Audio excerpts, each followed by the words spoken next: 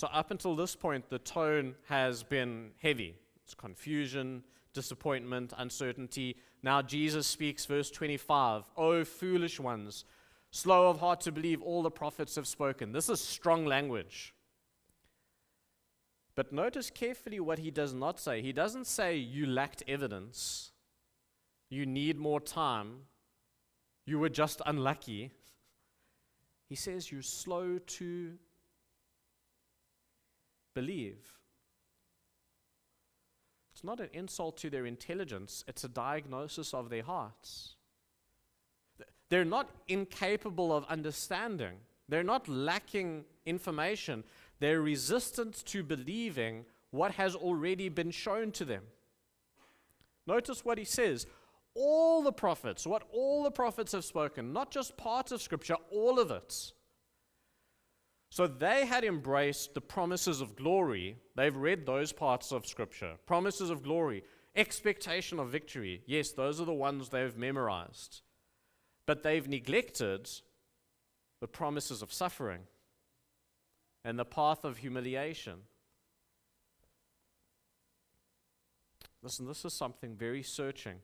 They believed parts of Scripture, but not the whole. They held on to what made sense to them, what aligns with their expectations, but quietly set aside what challenged them and what didn't fit. Listen, we do the same. We read Scripture selectively. We embrace comfort and encouragement and blessing, but we're very hesitant about suffering and waiting and surrender and self-denial. We shape a version of God that fits our expectations, and then we struggle when reality doesn't align with that. So do you see how Jesus then asks a central question in verse 26? Was it not necessary that the Christ should suffer these things and enter into his glory? Necessary.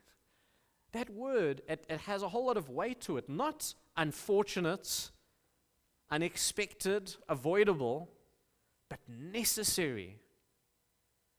If this was not necessary, then the cross was meaningless.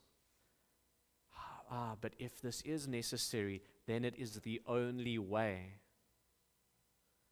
This is where everything begins to turn, because this question, it challenges their whole framework. They had assumed suffering contradicts redemption, but now suffering's part of redemption. And Jesus does not explain why yet. He simply says to them, it has to be this way.